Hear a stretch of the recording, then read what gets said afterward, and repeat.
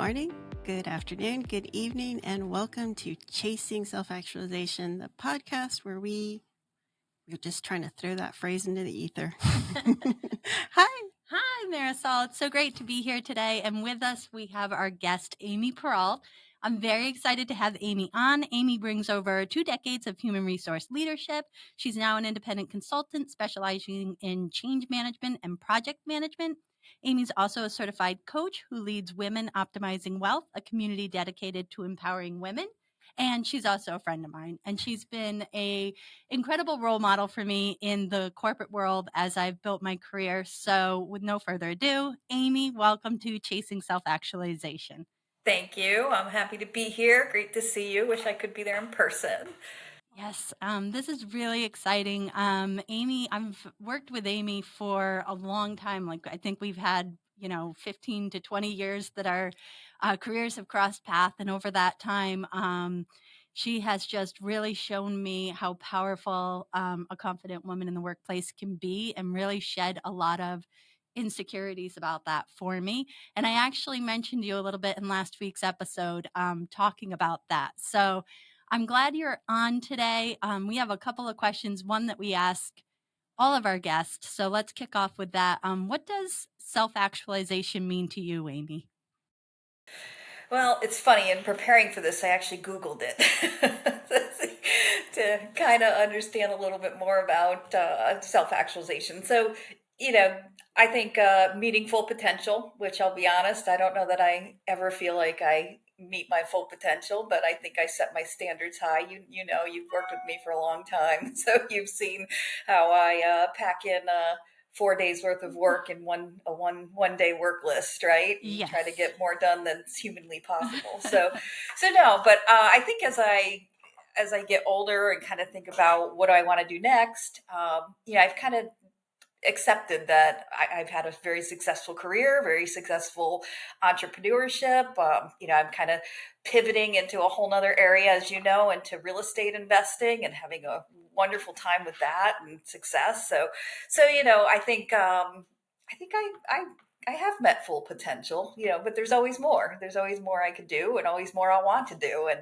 probably get started in 6 more adventures before I quote unquote retire, right? Yeah. I feel, I jokingly say almost at every episode that I'm not self-actualized. And I think about this often. And this is going to sound negative, but please let me get to the end, which is I don't know that I'll ever get there. I honestly, Yep. truly in my gut feel that it's something I have to work towards every single day. And I would say 20% of the time, I'm not even close. So far, the opposite of anything that's self-actualized. But that's why the word chasing is so attractive to me, because it's just this idea that we're trying to be the best version of ourselves. We're trying to take these baby steps. And I want more people to realize that it doesn't mean you have to be, Zuckerberg or Right. famous or have anything to do with anything other than feeling safe, secure, loving yourself, knowing that you're worthy of love, and self-actualizing. But I think for women, it inherently feels like something that we're never going to meet. So I want to talk to you about that, because you mentioned just 4 hours in a one day, and I'm going over some like serious corporate trauma that I'm trying to heal from over the years. And when I met Janaiah, I said to her, I'm trying to soften up. I'm trying to be more feminine. And I wasn't talking about aesthetics. I was talking my energy, because in the corporate environment, I felt that I had to step into a masculine energy for most of my life. And so that separated me from who I am. And so what are your thoughts on that? Because part of this new version of me that's evolving with my children off to college and everything is I want to have the confidence, not like fake it till you make it, truly Right. feel it in my solar plexus that I'm worthy of this moment. And I know that that's because I was born into a woman's body that I feel this way. What do you say about that? Well, I've been the female in the male boardroom for probably decades. I think earlier on in my career when Janaiah and I met, It was less, I think, because I was working for a big company, a big company that was doing DEI before it was a thing and an acronym. They had diversity groups, and it just wasn't a culture of feeling inferior. That's great. So I left there and went to a small privately held company that was very much male dominated. I mean, I was definitely the only female in the boardroom there on multiple levels, because it wasn't just the company I worked for, it was the parent company as well. They would come in to town, and it was, and they were from Europe, so they had different even viewpoints, and, it was a whole different ball game there. Yeah. So I think there was a turning point for me at that point. I was in a role, senior HR leader, although my title was not equivalent to my male peers. And we were building a new facility. So it was a construction site, and the owners had come from, and the owners were very prominent. I think he was 74 years old, gentleman that, was just a businessman from Germany. So they came to town, and I remember it clearly. It was raining. And so the construction site was wet and just sloppy, and we had a dinner, which you often do when you're an executive. You have lots of dinners to go to, which I just loathed. And I was asked to stop off at a store on the way to dinner to get the owner some boots so that he could walk the construction site the next day. Clearly the woman thing, the woman was assigned the woman task, right? Yeah. So, I just left a little early, stopped off, got my task done. And I was pulling into the parking lot for dinner, and my phone rang, and I wasn't late. My phone rang, and it was my male boss, who said, "Amy, where are you?" And I said, "I'm pulling into the parking lot, I'll be right in." And he said, "No, we're ready to start, and you're not here. Just don't come, especially because you're a woman. You can't walk in late." And I didn't even know how to respond I to can that. I imagine. just was, one, I didn't want to go to dinner, so I was happy at that. But I was so just seething mad of how, you can't come late, especially because you're a woman. That's I mean, just those were the words. And that was pivotal for me. I stormed into his office the next day, and my boss was actually from, he lived in the US, but he was originally from, I want to say Switzerland, maybe Switzerland. And I stormed in, and I prepared all evening. Those are the nights you just don't sleep because it's just under all your right. skin, and just how could he have said that, I have multiple of those nights. So I stormed into his office, and I just unloaded. You discriminated against me. How could you even say that? On and on and on. And in that conversation, I even went on to say, it's a fact that even day to day, I'm inferior to the vice presidents, and I have a director title. So he tried explaining that customary for Europe, they would all have to stand if I walked in the room, yada, yada, yada, whatever. I wasn't taking it. Excuses, yeah. Needless to say, from that moment on, I actually viewed men as inferior to me.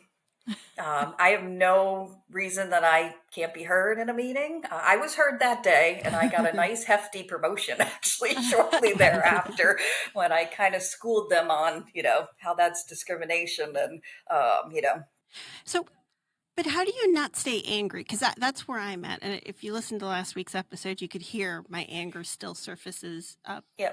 especially when it comes to men, which is, I love men. I love my husband. I love Yep. my son, but I feel that I'm still angry.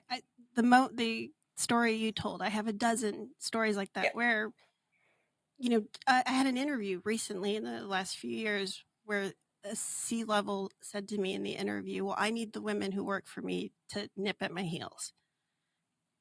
And I was like, it's 2020. What the, like, Right. who's punking me? And Yeah. it just stayed with me for nights. And unlike you, I didn't assert myself. I accepted it. I did what I needed to do for myself, but I don't feel like I've healed all that trauma. I think it's trauma. I really do. I think And it's I corporate feel trauma. like as I'm hearing you, in part is not accepting it, not believing it. Like, I think that kind of, if there's still a part of us that feels there's any truth to that, or that it stopped us in any way, then it's still there. Like it's still interfering with how you live your life because it took something from you. And I'd say in what I've seen with Amy and what I was able to take from like seeing her in board, seeing her in meetings, seeing is the turning lemons into lemonade, turning discrimination into a race. I have seen that time and time again with you, Amy. And I think for me, my insecurity in the workplace was not really gender related, but it was very much education related. I was homeschooled. I got my GED. I launched my career with that. And I always felt that I was the least educated in the room, and that meant I didn't have a voice.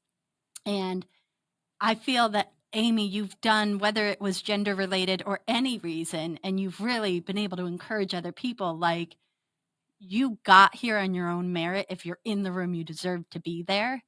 And that's something that I've really taken because it can be used universally on whatever the insecurity is or whatever you've had happen to you. I've actually had people say many things related to my education in the past. It's not as much of an issue now with my 20-year career. But I think, when we carry those insecurities and we feel that they've put that glass ceiling on us, it's very hard to get past it. And when we punch through it, Before you reply, Amy, she gave you one of the biggest compliments last week. She said that she never felt that she couldn't sit next to a C-level at a board meeting because she had you as representation, as a mentor. And I was like, that I'm jealous because I didn't have that. I've had excellent male mentors who I love and have helped me, but I've never had a female mentor in leadership. I've had them in other ways, but not in leadership. Right. No, Janaiah and I have been, we've been together for a long time in terms of career and just friendship, and I get a lot from Janaiah as well. So it's equal. So thank you. Back to her point, how do you transmute that energy? How do you transmute the I'm wounded corporate wise to a I think I just didn't accept it. And I think that's what I said my piece. I moved on. As Janaiah pointed out, I got a nice big promotion out of it, and I've got story upon story, and a lot of them, some of them are gender related, but I've had some really bad female I've had horrible reports, female, and that were just and that's probably for another episode. But I think the misogyny is worse with female leaders than men sometimes. Yeah, and I think in my mind, I never view myself as lesser. So if anything, I would even play with it where I would know the CEO is going to sit in that seat in the boardroom, and I would get there first and sit in the seat. See, and I love that. The CEO seat. I love that. Taking you to dare to ask me to move. I love that. This is, what I saw coming into corporate America, and I almost felt like I have always, talk about chasing self-actualization in corporate world. I'm chasing Amy. I'm always like, okay, what would Amy do? What would Amy do? Very much so. And, I go into meetings and I will sit in the car and kind of have that moment of insecurity. And I've often just pictured her watching me because I'll just be like, I know she wants me to go in there, punch it, and get it done. And when somebody believes in you that much, and I think you have that much, Amy, you've always had a real sense of confidence in your ability, but you have that towards other people too. And that brings me to WOW. Amy's founder of a movement called WOW, which is Women Optimizing Wealth. And this is somewhat through her her leadership and taking people under her wings, as she did with me early on in my career, and just helping women to see their value and to stand up for it and to push themselves forward. So, Amy, tell me a little bit about your vision for WOW and why your heart goes towards supporting women in this way. Sure. Thank you. WOW's been kind of a concept I've had. I think I bought the domain 4 years ago and sort of toyed with the idea. And, Janaiah went on a retreat that I had done in the North Georgia mountains, which was a lot of just, manifesting the life that you want, see yourself in that life and go get it. There's no reason you can't have that. So I assembled a network of, it's actually female life coaches, and we all kind of bring something different to the table.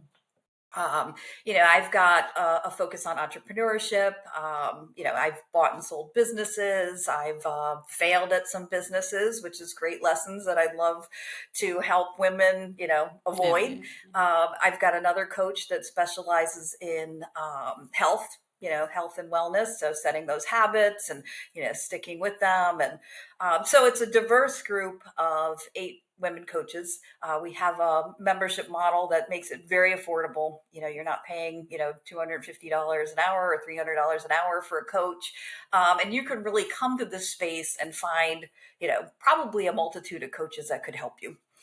So we offer group coaching sessions, retreats. I love the retreats because it's getting people together, face to face, and kind of, just having that like-mindedness, kind of helping women get over those insecurities or lack of courage, or building that confidence and really walking away. And I know, Janaiah, you were on our retreat in 2022 with really fast, life-changing, just Absolutely. things happen.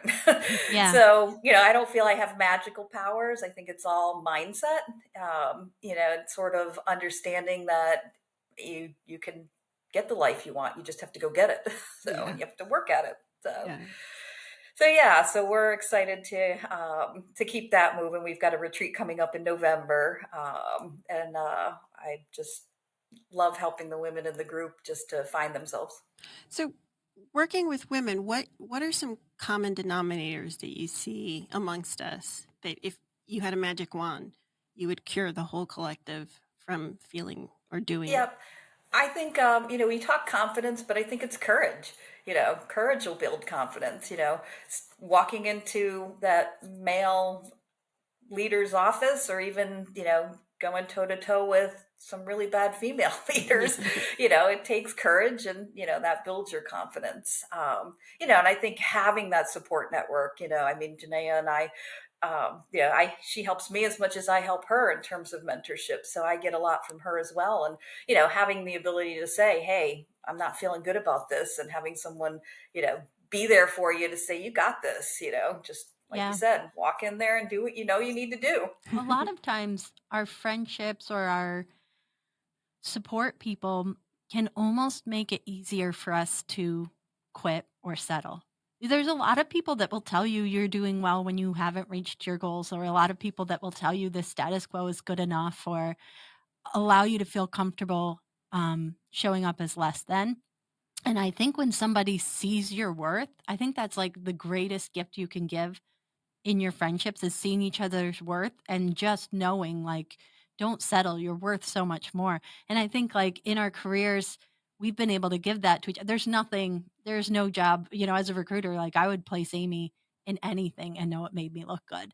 I just have that, like, faith and knowledge for her, and she's done that for me when I didn't see it for myself. But that really drives you, because there's got to be a few people in your life that hold you to your best, hold that self-actualized version of you in their mind, and want to see you succeed and get to that. And I think when we find people that do that, like, they really drive us and they help us hold that vision of ourselves. So I feel one of the gifts I've had, having someone like Amy in my life, is that she sees a really great version of me that I am sometimes lost in trying to understand. But that sets her expectation of me, and sometimes that's kinda choking. I'm like, "I don't know why you think I can do this." And then I do. And then again, that's where the courage builds the confidence. The more you courageously go in and fail or succeed, the more confidence you build. And I've seen some of Amy's ventures not work out as expected, and same for me. That has been such a learning experience and not a failure. Like, the only failure is, like, not trying. It sounds cliched, but this is something, that I've been able to really get from this mentorship I've gotten from you. Is just like, just keep trying, And just get I out there. remember when, right after you had Corbin, and I had gotten a consulting assignment at the flip flop company.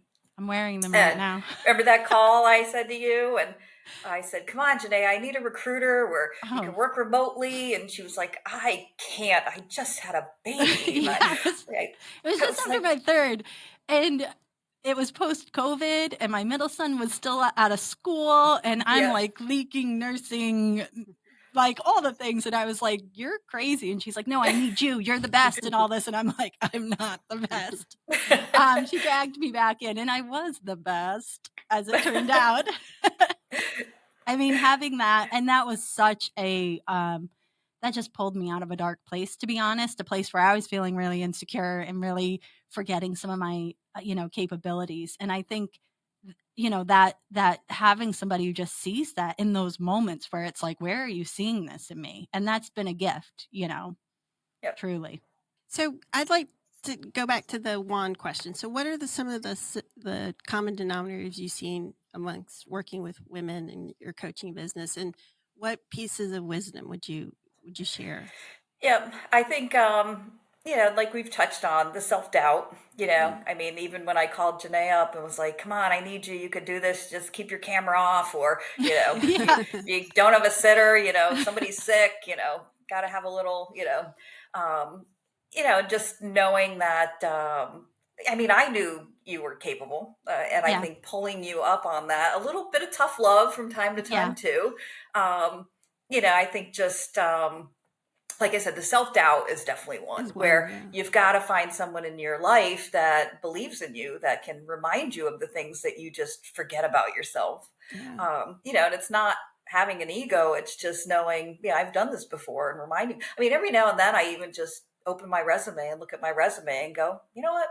I have been successful in my career. Yeah. If I Yeah. start to doubt, especially being in consulting, you're constantly looking for the next gig, and it can be daunting from time to time. Um, but knowing that, I've been there, I've done that, I got this, I've got a fantastic resume with big companies, small companies, expertise. So What about reminding myself of that. purpose? Do you hear that a lot? Because I know I hear that a lot from What's females. that? Purpose, like I don't Mhm. know what my purpose is, or I hate my job, but I don't know what I want to do. Do Yep. you hear that a lot? How do you? Certainly do. One of the things that we did on the 2-day retreat is really start with, what do you like to do? What do you not like to do? And Mhm. not putting yourself in situations of stuff you don't like to do. That's There's so Yeah. many crazy. Yeah. options out there. There's so many opportunities for streams of income. Even Yeah. for me, I kind of backed myself in a corner of being a HR executive, and that sounds silly, but I've also have a level of lifestyle that I like. So, Yeah. if you want to walk away from that, you've got to have a plan. And that's what I've been doing for the past couple years. I've been building a real estate portfolio where I can walk away from HR now if I want to, or I can just pick the jobs I want. Yeah. I That's awesome. actually, over the past couple weeks, I actually landed an assignment with a real estate company, in the commercial real estate company, which I've been working over the past 2 years to build my business credit on my real estate business, so that I can actually buy properties as on my business, not on my personal. So falling into this assignment is like, if you could have said to me, what industry do you want to be in and what type of job do you want to do? It is exactly what I just landed over the past couple weeks. Oh, that's awesome. And it's Congratulations. this commercial real estate company, once they're acquiring a division of a very large, well-known bank. So I'm leading the HR acquisition on bringing over 700 employees. No, yes, 700 employees into the fold, and then another 350 in India. And it will make them the single largest non-banking commercial lender in the US. So, like I said, I've just been studying this industry for the past 2 years, probably longer, but on a creative financing level over the past couple of years, to sort of line myself up for this exit out of HR, because I just get tired of the drama, all the stories we're talking about. It does wear on you after a I while. I jokingly say, when people ask me about chasing self-actualization, they're like, "Well, what does that world look like?" I kind of jokingly say, "We live in a world with no HR or lawyers. Like everyone is self-actualized, so we don't need HR or uh, lawyers in the world." I'll That would tell be you, my vision. some of the most unethical people I've met are in the legal field and in HR. I And say the same thing. Wow. exact Unreal. same thing. I go back to, my corporate days. I had a CEO that lived so far beyond his means, because he had the house he couldn't afford. And I remember he was traveling back and forth because his family was in another state.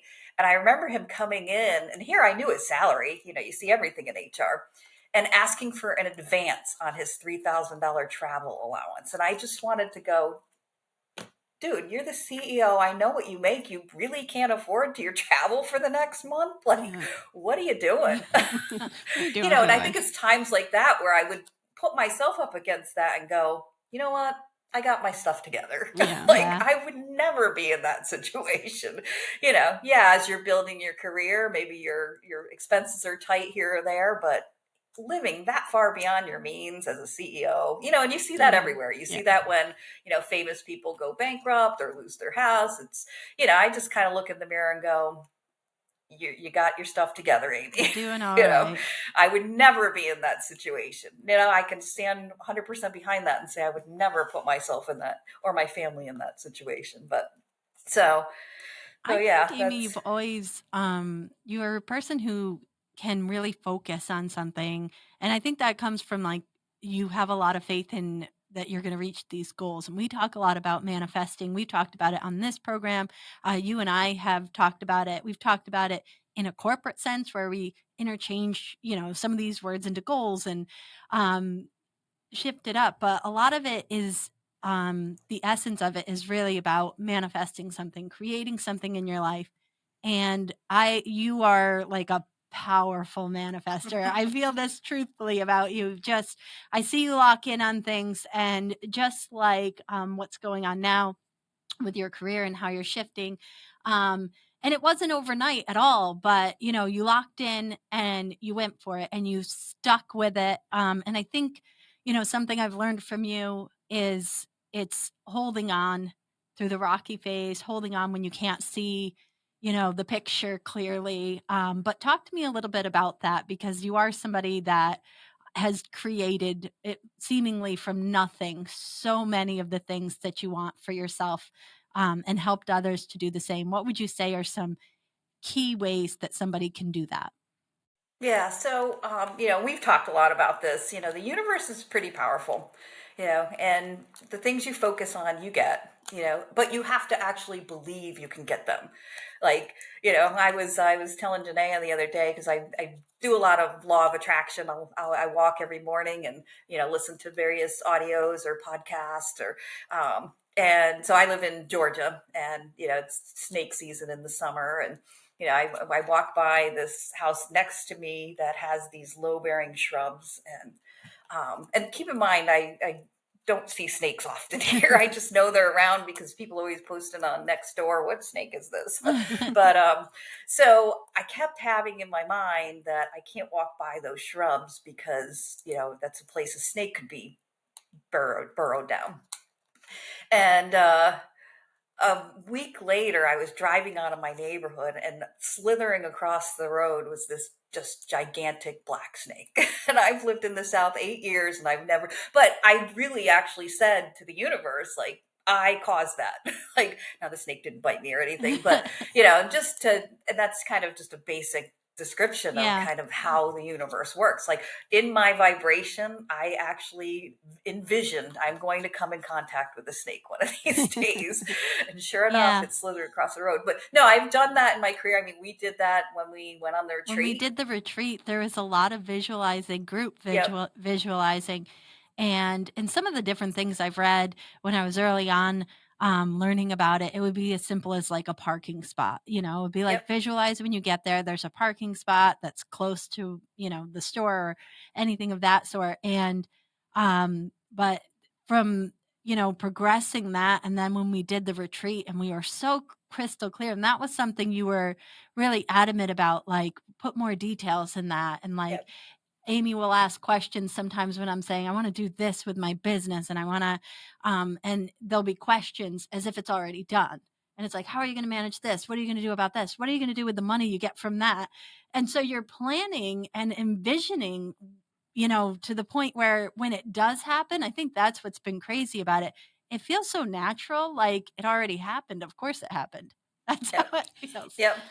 Well, my favorite was when the one at the retreat wanted to adopt a baby. And like, well, I can't afford, I can't save the money, and it was like, just write it down. Just write it down that, you're going to adopt a baby. And she was like, well, I want blue eyes. That seems so, just crazy I said, just put it down, just put it down, what you want, what you see. And she actually, after the retreat, and they had been going through the adoption process for a while, had a birth mom select her and her husband. And she has a multicultural little boy that ironically has blue eyes, which is really atypical for. So, who's to say if she didn't go on the retreat, she'd still get that. But I think heading into the retreat, her mindset was around, I have to have the money saved first. I have to figure out, this or that, or maybe I can figure out some sort of investment to make the money. And it was like, don't figure out how you're going to do it. Just put down what you want. Yeah, that was took me a few years to learn that because I'm very detail oriented. If it's not in a spreadsheet, I don't want to talk about it. Yep. And letting go, just pinning what what I'm visualizing, and letting go how it happens. The universe puts it all. God, Yep. puts it all in place. While you were gone in the last few weeks, a job that I had in the 90s. It was a startup in the 90s. It did something. I don't know what they did, sold the business, but I ended up getting a nice big old check. No clue. No clue it was Wow. coming. Yeah. Yeah. my husband was checked our checking account. I honestly thought I was getting $29. And it wasn't. And that was just the international transfer fee. And I was like, this was manifested out of nowhere because I Yep. hadn't been thinking about that company. It's not even on my resume. So, Yep. and Yeah. it came through, and I was like, you just never know how it's going to happen. But Yep. I had But you faith. touched on a point that, the way I look at it is I write down the things I want the universe to worry about, Oh, that's nice. figuring out how, like we just did a fix and flip. And, the longer you hold on to that, the more cost you have and it erodes. And so I just wrote down on my piece of paper off to the side, full price offer on Pendergrass house. And we got a full price offer on the Pendergrass house, like, weeks later, Yeah. and it was just for the universe to figure out how to do it. And I could work on the things that, I could work on. Yeah. I can't, I mean, I wasn't the realtor. I couldn't go, stand out and drag people into the house. Hey, look at this house. Somebody else had to figure out how to There's sell the house. I think there's two parts to this because a lot of people will practice this and say nothing's happening, and there's the Yep. courage piece with it. Not always. Like we do sometimes just have like a miracle unfold in front of us, and there's not much on our end. But there's so many times. I remember after Amy had called me about taking the recruiting job.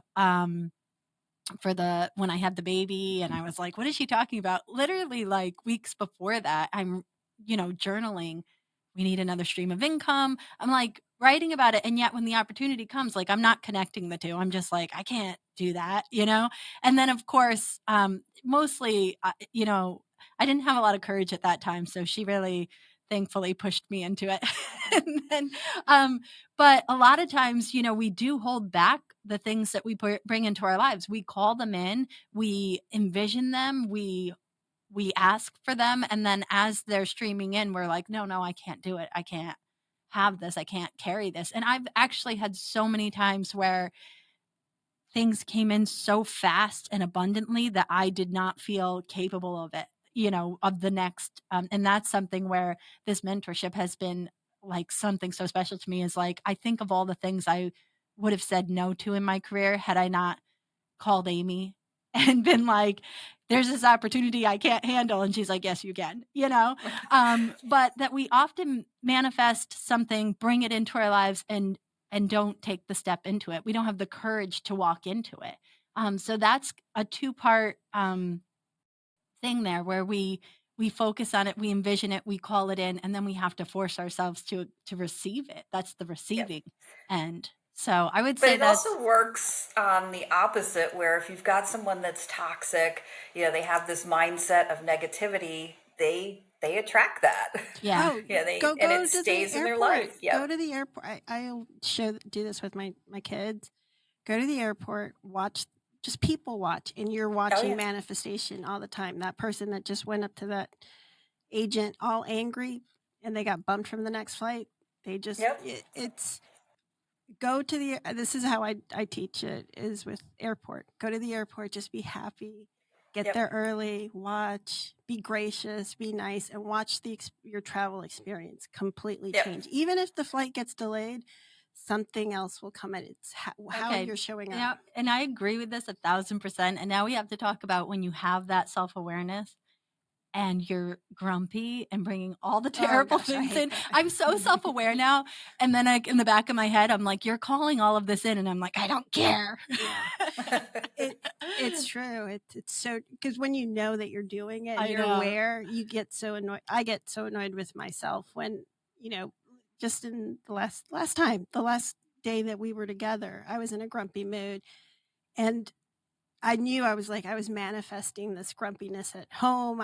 It was me. I was the vibe, but I do I that. give myself grace. I I'm do like, too. I have to. it's- It's always me. That's how I've come to the conclusion. I took away from that episode though, because I came in and I was just kind of in this really anti-male position, and I don't even know what triggered me. I honestly don't. You were having not a rough morning, but you were Year. and our guest before we started recording was kind of explaining her morning was kind of chaotic, and I left. But I felt so good, not because we were all suffering, but I'm like, there's 3 women, accomplished women, getting together to do a podcast about chasing self-actualization, showing up totally flawed, fucked up, and honest. Yeah. And I was in a much better mood after I left. No, I think it is. I mean, that's definitely the Human experience. yeah. And I have so many things I think over the years, Amy, that I've learned from you or that are and hugely just show up. I mean, I can't always regulate what is going to happen when I show up. And there's been so many times where I want to cancel, reschedule. I just had a meeting that I had to travel out for, and it was a day, and there was 100 things going on, and I just felt like I couldn't do it. And I remember just going like, if you want to cancel from the parking lot, and just getting myself like one more step. And I think so much of it is just, and I killed it when I was there, and it keeps playing back to me too. Like it's that courage piece. Like we make things so big in our heads and so overwhelming and so we kind of picture these outcomes sometimes, and then when we do show up, we're telling ourselves another story. We're saying no, actually, because that is having faith in yourself. You're not going to show up if there's not a little piece of you that thinks you might do a good job. So I don't know. I think that would be one thing I'd say, and for all of our listeners and viewers, is just show up. Just don't let all that's coming into your head and all the self-doubt stop you from going for it. And if it doesn't work out, you go for the next thing. I was thinking about us in this podcast, naming it Chasing Self-Actualization is a sense of courage because, you kind of put yourself out on blast that you're hosting this thing about self-actualized people. But I never felt self-actualized to do it. To me, that's us showing up. Like I love to make Marisol feel like all I have to do is like I'll joke that I'm self-actualized, or if she sends me the stats for the program, I'm like, we're famous, and she's like, oh my God, stop. Well, I was going to get to that because so we did this podcast where I would say I feel like I'm stepping into my power, right, by producing this, but I also like when she says fans or followers, I cringe, and I'm like, that's I why know. I do it. And I think I texted you. I'm like, I know I'm blocking our blessings with this because I want to do it. I'm here. We're committed, but I'm so not great at come listen. I don't even like promote it with my friends. Like they know I'm doing it and stuff, and some of them listen, but it's like I'm doing this outside of the world. Like I don't want people to know I'm doing it, but I'm doing it. You're like, I'm a please don't, secret. please It's a secret don't podcast. listen. It's a secret podcast. But and I know I know that this is what I'm working through right now. Like I'm blocking this somehow because I don't like the idea of being known or this idea of fans. I want a community. I want people listening to this who are like, hey, I'm walking on the beach and I'm trying to figure out my life. And here are two women who don't, are trying to figure it out as well. And that's what I'm comfortable with. But fan and followers, someone recognized me at Trader Joe's. Really? Yeah, this was a Oh couple man, weeks I ago. wish I need someone to ask for my autograph. No, I almost died. I didn't like it. I was like, I mean, I was gracious. Oh, that's why it's happening for you. I would be like, oh my gosh, which episode? It's always David Racer's episode. That was a good one. It was a good episode. So how can you talk about blocking one's manifestations or one's blessings, and how do we, if we're aware that we're doing it, how can we restructure ourselves a little bit? Because that's where I'm at right now with the podcast. Yeah. Well, I guess I'll ask you a question. What are you afraid of? So much, Amy. So much. Is it fame? I even hate the word Can fame. I answer? Please It's the do. who do you think you are? You think Marisol. that's it? Maybe. Do you? I just yeah, maybe. I don't know. The idea that in order to lead people, you have to be perfect, or that you're somehow positioning yourself above anyone. Is there a fear of that?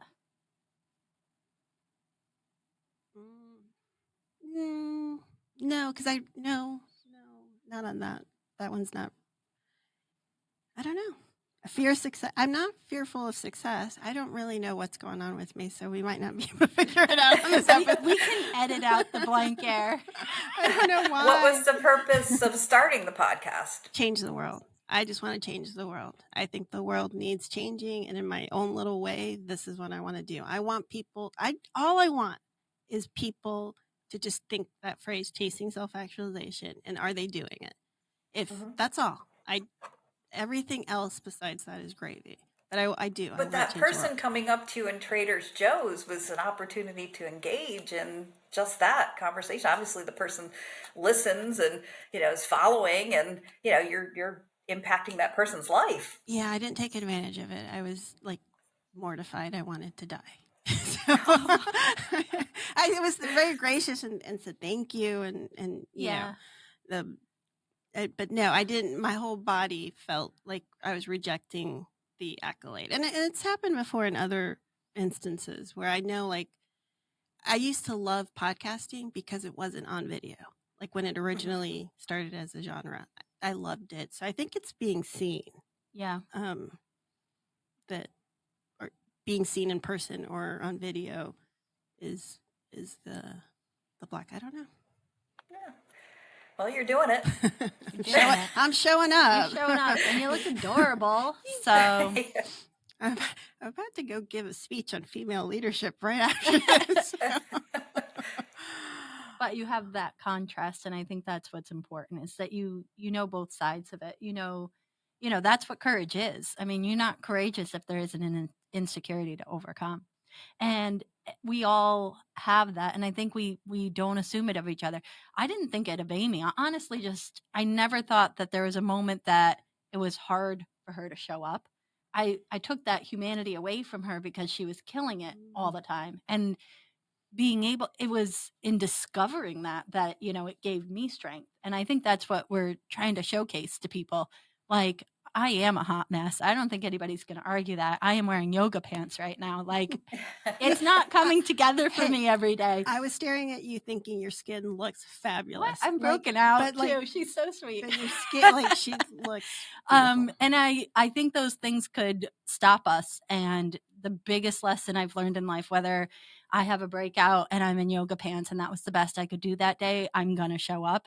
I'm never going to let insecurity win. I know people who have. I've gotten to see two things in life. I've gotten to see people who showed up no matter what, and people who allowed their insecurity to keep them from showing up. And so in the same way, I think it's inspiring that you feel that way and you still show up and do this.